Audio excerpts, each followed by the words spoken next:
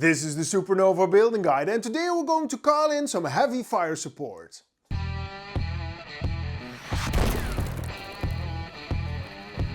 Did you know that in the 13th century the Chinese were already experimenting with gunpowder artillery? And 1 century later this technology came to Europe, where the Europeans even developed it further. Even Napoleon said, "God is on the side with the best artillery." And in the First World War they shot billions of artillery shells at each other, and at the Battle of Verdun they shot 1.5 million shells in just 1 week, just 7 days. So the more reason why I need artillery on my table. I did some research about the artillery cannons in combination with the trenches. But here we have a bit of a historical dilemma, because World War I artillery can shoot about 6 to 7 kilometers, and you don't have to put your artillery in the trenches because you can safely place them behind the front line. And I found some pictures from dug-in cannons, but this isn't the vibe I'm going for. And then I remembered my trip to Normandy back in 2019, where I visited the Mazy Battery. And the Mazy Battery was part of the Atlantic Wall the Germans made to fight off any invasion forces, and here they had artillery cannons connected by trenches. So I wanted to incorporate this layout in my train. In this build I'm going to use 3 cannons, and I'm going to place them on a 1 by 2 feet tile.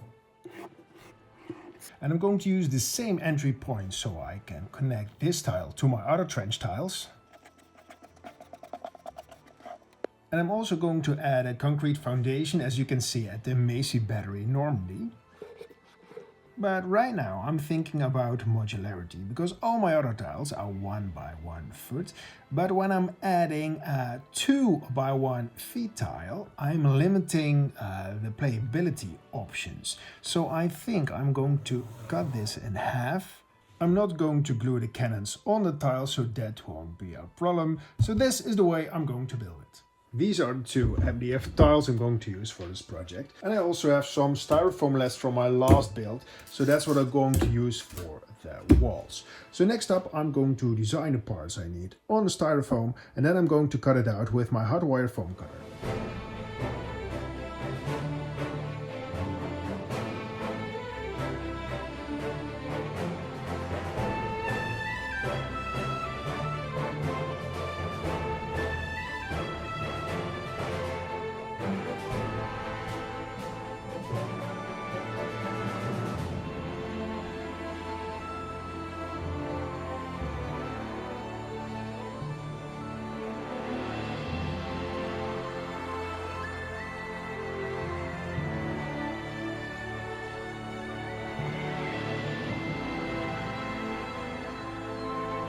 These sheets of foam are going to be the foundation of the artillery, and I'm going to use XPS foam and not a white styrofoam, because I need the high density properties to add some texture to make it look more like realistic concrete. And to do that I'm going to use an aluminum foil ball and slightly roll over the surface.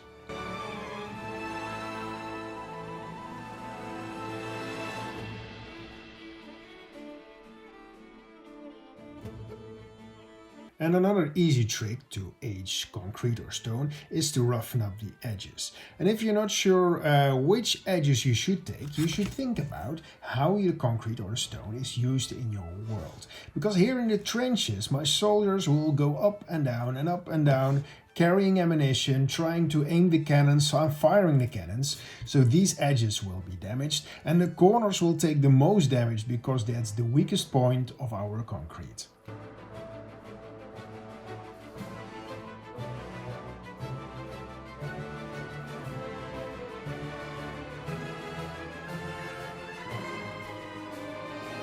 Next up I'm going to work on the rest of the floor, and I still have some of these clay stone paths I made in my last project. And I made them by rolling out some air drying clay into thin strips, and then I use this texture roller to get this cool stone pattern. And I'm going to use this technique more often because it's very easy, very fast, and it gives you some very cool results for your build. Not only for the trenches, but I could use this texture also in some other medieval builds or something like that. You can also use this as a wall, I think, but then you need some supports on the back, because this clay is a little bit fragile. And I'm using hot glue to glue them on, because you can see here that the back of the clay is not perfectly flat, and the hot glue will fill in all the imperfections, and so it still has enough surface area to glue it on.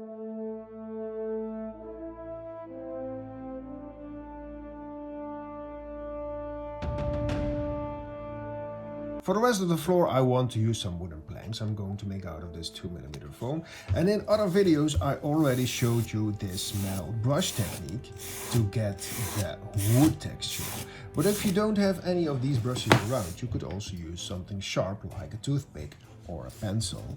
And you just carve in the wood grain very carefully and place these lines as close to each other as you can.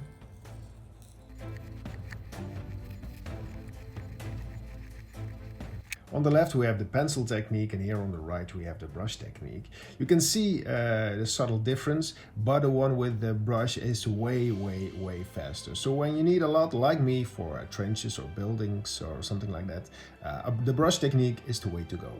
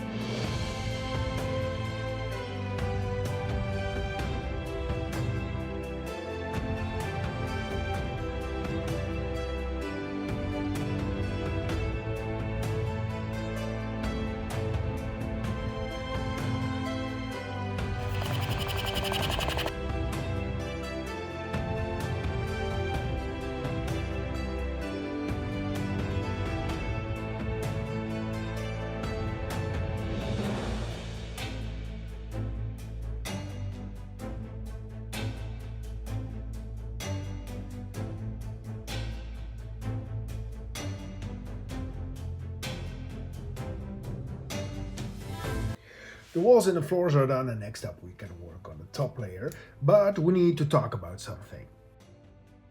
These are the tiles from my other trench build, and we need to talk about this gap here, because when I made these tiles I was pretty sure, or I am pretty sure, that these foam angles were 90 degrees and they almost matched perfectly. But when I was filming the final shots from this project, I realized that this gap is a lot bigger, and it's about 2mm right now, and I think it has something to do with my mud recipe. I think when it dried, it shrunk a bit, and it also warped the foam. So for this build, I'm going to change the recipe. So we're going to start with some Mod Podge, sand, tile grout, and cheap black paint. This is the consistency of my mud paste, and I'm going to apply it on all the top layers and all the other parts I think that could use some mud. Then I'm going to leave it to dry for the night, and I hope tomorrow it's dry so we can paint it.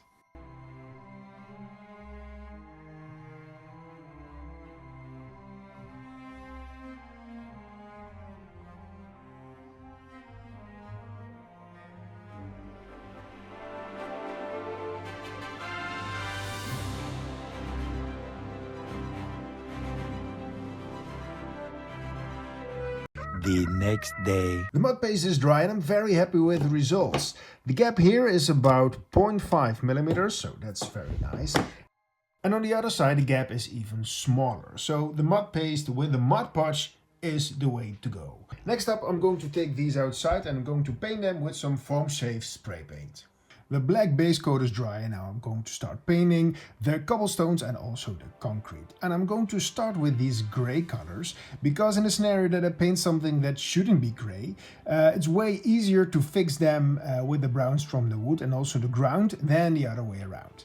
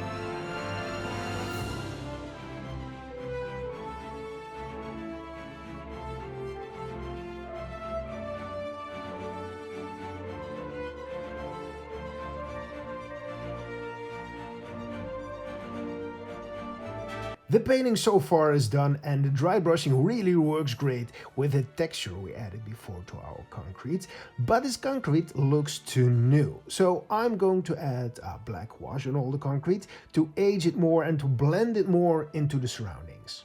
So I have my wash and some kitchen towel on standby, and I'm just going to dab it on the concrete. And when you apply a wash, make sure your paint is dry. Otherwise it will merge together and you will get some kind of dark gray color or any other color you're using. And I'm going to take my kitchen towel and I'm going to dab it and just remove all the excess. So only in the nooks and crevices the wash will stay. Another great effect of using washes is that it is boosting the texture we made before. Here you can see the wash is collecting in all the dents we made, and it looks like debris or sand or dirt that is collecting in all these parts. Also, here is a great example of how the wash is boosting the texture we made. If you want, you could add another color on top of it, like a dark green to simulate some moss, but I'm not going to do that here because that doesn't fit the rest of my table. So right now I'm going to leave it to dry for a few hours and then I come back to paint the rest. For this build I printed and painted some cannons, ammo crates and shell casings. This is the setup I'm going for. Ammo in the front, cannons in the middle and shell casings at the back. Because I was thinking, and I'm not sure if this is historically accurate, but we would have the ammo here, the guys would take it to the cannons and firing it, and all the ways they don't need anymore will be thrown here at the back. And in my opinion, when you think about how your world works and incorporate that in your build, you're adding a much more believable and storytelling dimension that gives players a more immersive experience. And I really want my players to be curious and think by themselves, wow, what is happening there?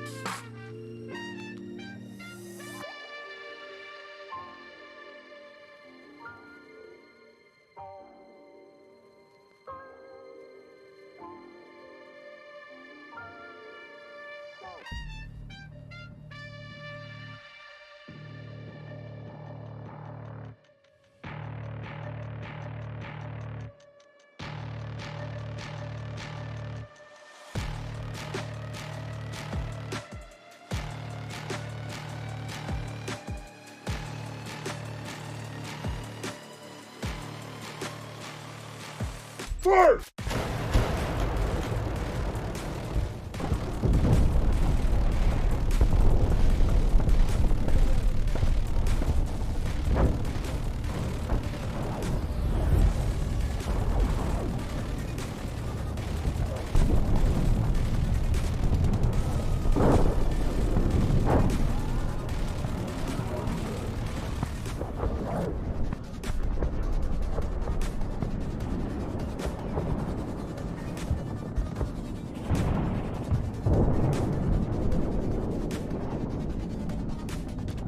As a fellow wargamer, I'm always looking for terrain that I can use in multiple ways. But what if I told you that I made a train set that gives me 95,162,814,720 different layouts?